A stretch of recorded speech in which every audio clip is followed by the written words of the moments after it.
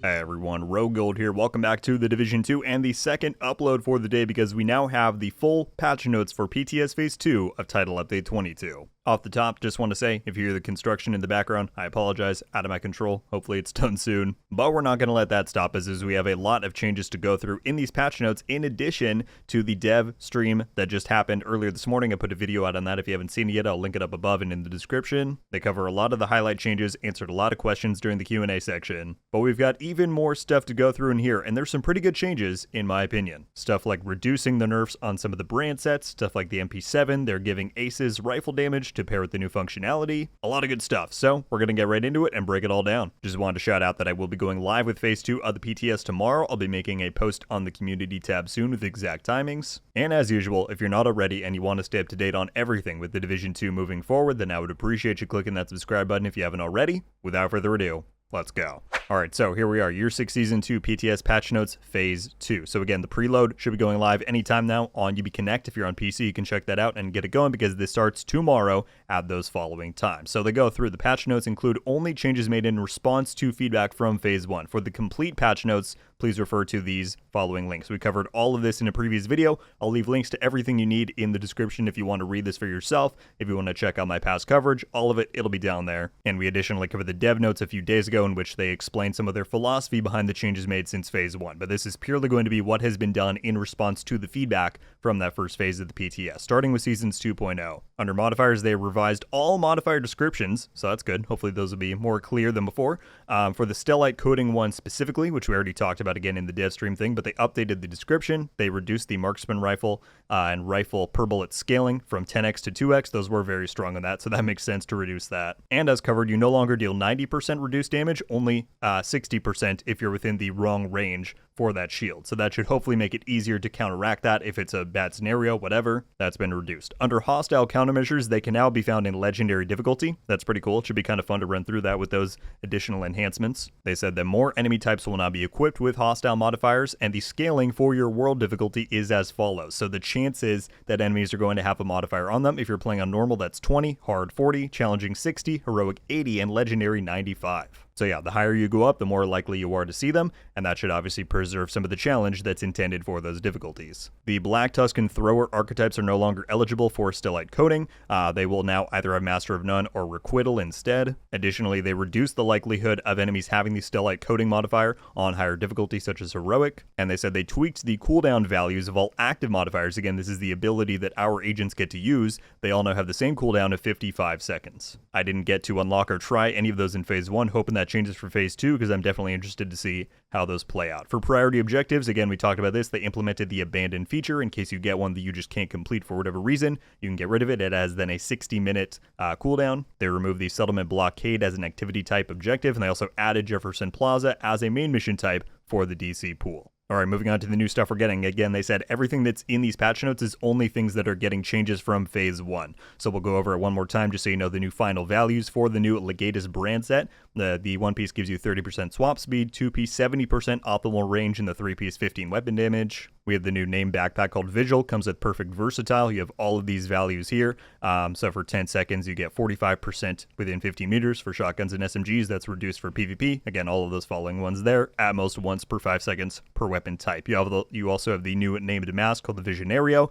Comes with 50% optimal range. Virtuoso is the new gear set. They said that the main change here, I mean, you can see 15 handling, 15 mag size on the 2-piece, 15 weapon damage on the 3. The change they made was that the range is now, this used to be 30 meters in Phase 1, it's now 25. So you have to kill enemies within and beyond 25 meters in order to proc the 2 different bonuses. And those bonuses now extend for 15 seconds instead of 10. So that's the big change that was made there. And then again, at 4 stacks of doing those different ranges, all bonuses are multiplied by 1.5 and triggered at the same time for 15 seconds. I believe this is all the same, but the chest talent is that it doubles the weapon damage bonuses of that 4-piece, and the backpack one is that it decreases the stacks needed to proc from 4 to 3. Alright, we have Centurion Scabbard here, which is the new exotic holster. Really glad to see this. They've now added PvP modifiers for its different bonuses, which is good because I think without those, it would have been very, very strong. And it's still going to be, but in PvE, you still get the 20% 100% rate of fire and weapon damage, and then 50% mag size and reload speed, and the bonuses remain active for 12 seconds or until the next swap. In PvP, those are halved except for the reload speed. So 10 rate of fire, 10 weapon damage, 25 magazine size, and 50 reload speed. So again, I still think this exotic is going to be quite strong in PvP, but hopefully this brings it in line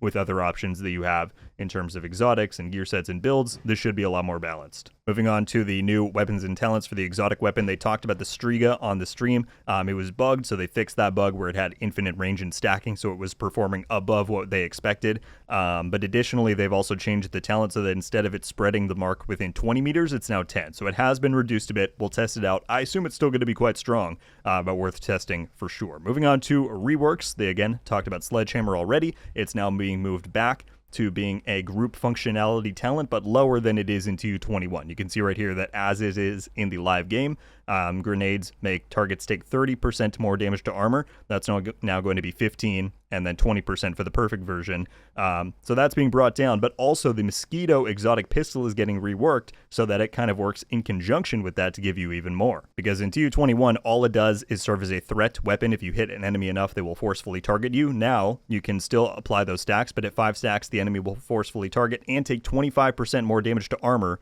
for those 5 seconds. So if you use regular Sledgehammer, let's say, and this, you'll be getting, what, 40% damage to armor, and that's the equivalent of using one perfect Sledgehammer. So if you use both in combination, including the perfect version, you'll actually get more than you get just from using Sledgehammer in the live game. So, more options, I think that's a good change. Alright, then we get to balancing. They have made some adjustments to high-end weapons after all of these things, and we'll get to brand sets as well. But following this, they said the only rifles that have been adjusted on this chart is the 1886. If we take a look at that, that has its damage going up, its mag size going up, the reload speed is down, but the optimal range is up. So we got that one. If we move on to MMRs, these 4 have been changed. The SR1, M700, SRS, and 308. You can pause and see those there. Again, we'll have to go and analyze what the exact changes were from the phase 1 thing. Kind of would have been nice if they had put that on this side instead of TU21. But yeah, those 4 were changed there. If we look at shotguns, a few more of these got changed, including the KSG was super strong before. What's that looking like now? Seems like they brought down its damage a bit maybe, but it's still going way up from the live game. The reload speed is also up as well. You have all those other changes too. For pistols, the Harvest is the only one they say that got changed.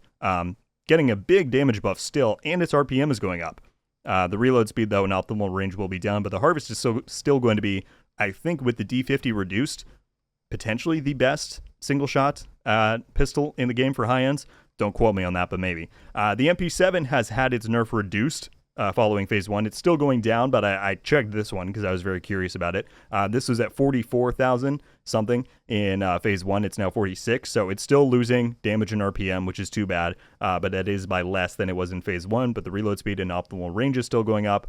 And then I believe that's all. Yeah, no AR changes. And then for the weapon mods, the Infantry 5.56 mag is going up to 70% optimal range from 30 in phase 1. And then the Tactical Short Grip, which I think is the Firewall one, which would be great because this is something I gave feedback on, where it was now the same as the regular grip version that gave you crit damage. It's now going to be 15% to actually give you a reason to run that if you are using Firewall, so that's really good. All right, again, we covered the Obliterate change in the dev notes the other day, but they are reducing its nerf from phase 1. It was going to be 17.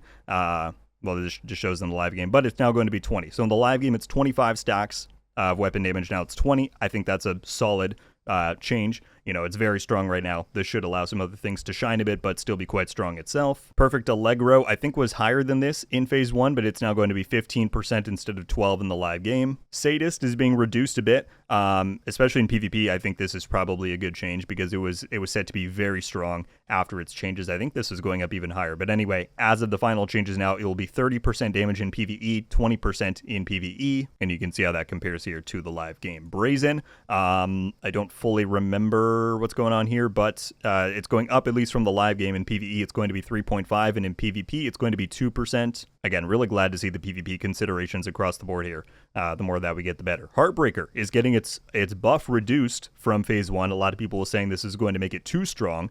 So instead of it being 1.3 in phase 1 and 1% flat on the live game, it's now landing in the middle at 1.1% damage per stack. So if you use the chest piece at max stack, you'll get 110% damage. So now a slight buff to Heartbreaker instead of one that was so dramatic. Aces and Eights, really glad to see this. The 2-piece bonus after the 4-piece functionality now lets you use it with rifles. The 2-piece will not only give you marksman rifle damage, but also flat rifle damage as well. I anticipate this being very strong. We already tried it in phase 1, so I'm excited to see how it is even with that. And then Striker, again, we've already talked about this in the dev notes on the stream recap, but compared to the live game, the backpack talent is going down by 0.1% to be 0.9 instead of 1. But we're not done yet. We now have changes to brand sets. Again, a lot of these were getting slightly tweaked compared to the live game, and some of them, from what I peeked at before recording this, have gone back up. Not like fully all the way, but you'll see what I mean. So we have two different charts here. The first one, if we look at stuff like, this is mostly skill and tank stuff, I believe. Wyvern, I want to say was lower than this in phase 1. Don't quote me, I'd have to look. But that's now at 8%.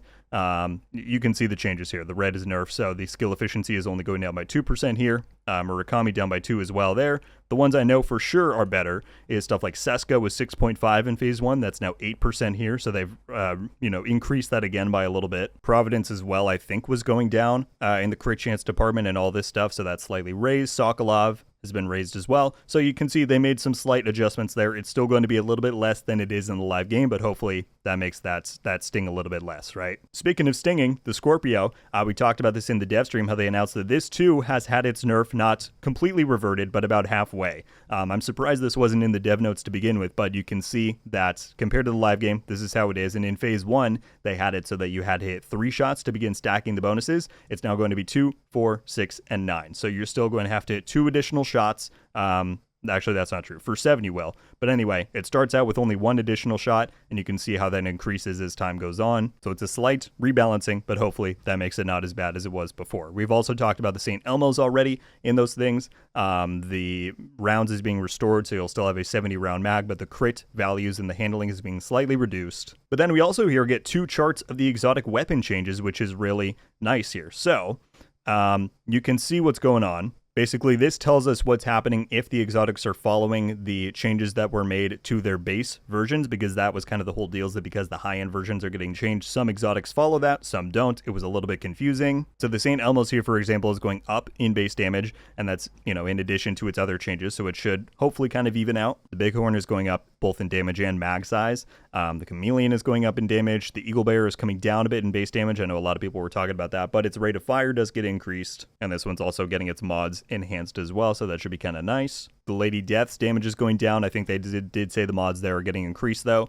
Same with the Backfire. The Chatterbox as well, although this one is getting a ton of other buffs additionally, so we'll see how that feels in phase 2. The Ouroboros here, you can see, is going down a little bit in every category except the mag size. That is staying at 50, but you can see those changes there. And you keep going on and on and on. The Sacrum Imperium does get a solid little damage buff. Its RPM goes down. I don't know if this one follows the full auto change from the others, but anyway, you can see that and the rest of those. And then if we look at the other chart, here are the remaining exotics. Iron Lungs base damage is going down, but it does get a bump in reload speed and optimal range. Pestilence is getting a triple buff in damage, RPM, and reload speed. I heard some people saying that this was a real sleeper in phase 1, that people weren't really recognizing its new power. And yeah, if the base damage is going up and it's getting 300 extra RPM, keep an eye on the Pestilence, people. Bullet King damage going up as we knew. Scorpio, we knew those changes. Overlord, Liberty, Mosquito, and then these 3 at the bottom, the Ravenous, the Nemesis, and the Regulus are all unchanged. And I believe that is going to do it, folks. That is all, if I can get off of this chart, maybe, all of the changes for PTS Phase 2 for Title Update 22. Across the board, I think there is a lot of solid stuff here, especially in relation to the feedback from Phase 1.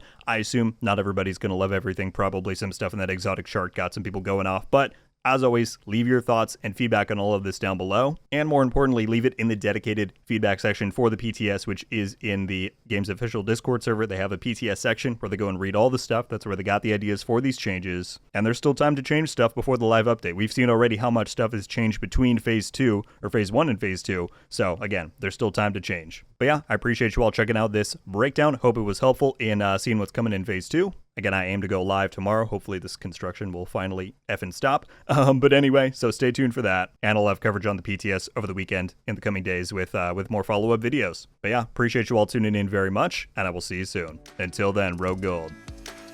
Ow.